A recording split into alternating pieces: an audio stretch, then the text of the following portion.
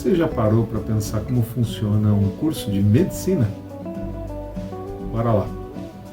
Bem, primeiro passo, né? Para você poder abrir um curso de medicina, você tem que provar para o MEC que existe a necessidade na região da abertura de um curso de medicina. Tá? Muitas vezes você tem várias faculdades já em uma determinada localidade, né? A população já está sendo atendida, né, adequadamente, há um número suficiente de médicos na área, então justifica você abrir outra faculdade de medicina. A medicina, ela, embora hoje em dia todo mundo se acha médico, né? Tem o Dr. Google, quando você tem um problema, você digita no Google todos os seus sinais, sintomas, e o Google magicamente já fornece respostas, né? Só que não. Mas a medicina, ela ainda exerce uma atração, talvez até pela mística, né, nos jovens.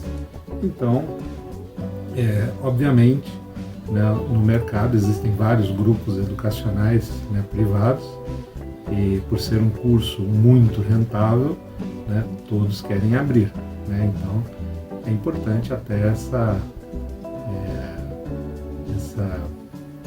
esse crivo do Ministério da Educação e Cultura para você não ter, né, faculdades caça-níqueis, né?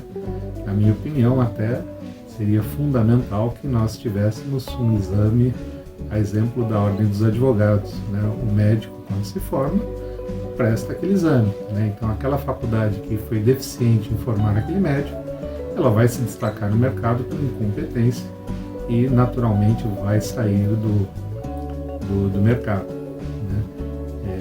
É a minha opinião, mas isso fere muitas suscetibilidades empresariais, muita guerra política, então acredito que, embora seja o correto na minha opinião, isso nunca vai acontecer, né? Bem, feito isso, você tem de apresentar a infraestrutura que vai ser utilizada, né? Então, tanto do campus acadêmico, né, que você tem que ter os laboratórios, né, de anatomia, patologia, histologia. Hoje em dia é importantíssimo os laboratórios de simulações. Então, você tem bonecos ligados a computador que simulam sinais, sintomas para o estudante poder interagir, né? Isso daí é muito bacana.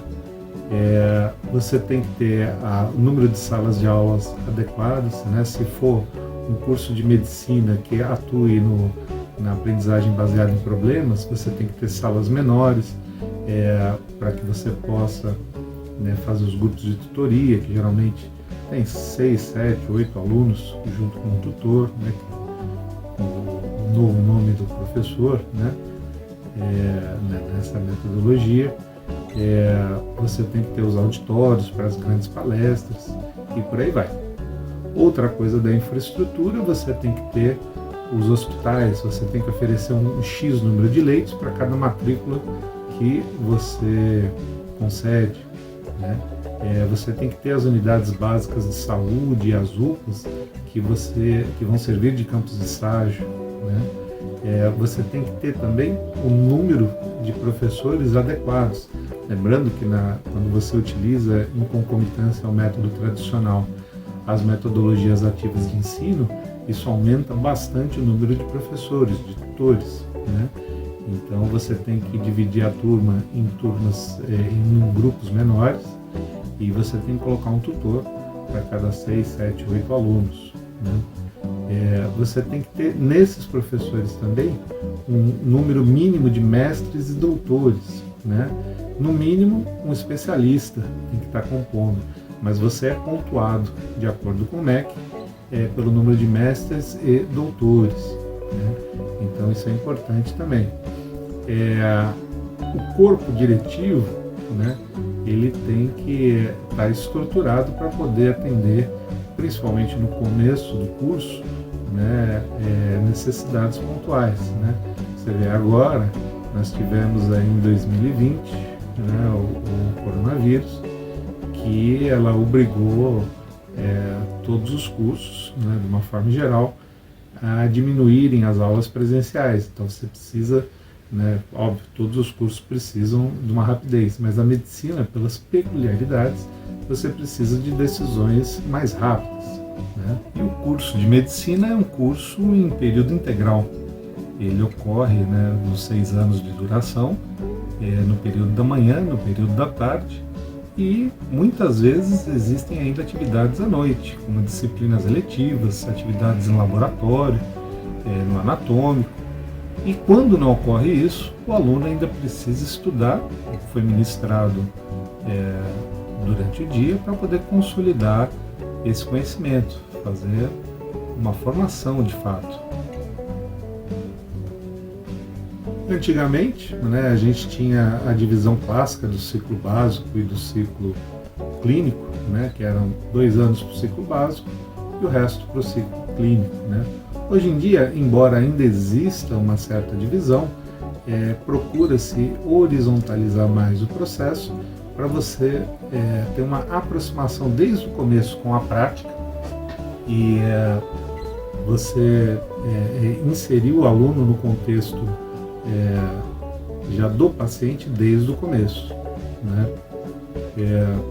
Na parte, né, de conteúdo, né, procura-se sempre atuar de forma integrada, né? Então, sempre um determinado assunto que você viu numa matéria, ele tem que estar presente também na outra, né, mas abordando o aspecto, né, aspectos diferentes, né?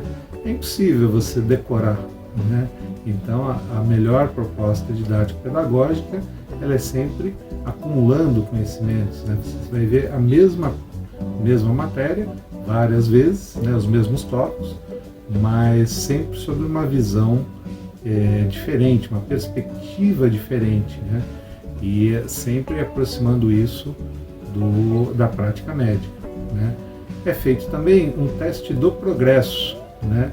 Então, os alunos eles passam por avaliações seriadas para que o corpo docente possa ver o quanto esses alunos estão aprendendo, estão retendo da matéria, né? Então, isso também é uma coisa muito importante, né? A avaliação prática, né? Hoje em dia já está bem estabelecido o OSC, né? O OSC ele é uma avaliação prática em que você coloca atores, né, devidamente instruídos pelos professores para simular sinais e sintomas, né, enquanto o aluno o examina, e para que o aluno possa ir construindo um raciocínio na prática, para ver o quanto que ele existe a avaliação, né, do que você aprendeu da teoria, mas você tem que ir adquirindo habilidades práticas também, né? Então, com os laboratórios de simulação e com as avaliações com os atores, com o OSC, você consegue avaliar bem, né, todas as habilidades cognitivas, né, as habilidades do exame físico que esse aluno em formação deveria ou está aprendendo, né? No final do curso, né, nos últimos 2 anos, ou 1 ano e meio, ou 1 ano, dependendo da faculdade, né, você tem o chamado internato.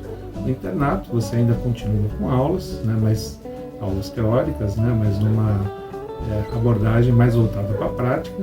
Geralmente ocorrem mais dentro dos campos de estágio, como os hospitais, né, em que você vai ver, antigamente a gente tinha as 4 grandes cadeiras, né, como a pediatria, a cirurgia, a obstetrícia e a clínica médica, né.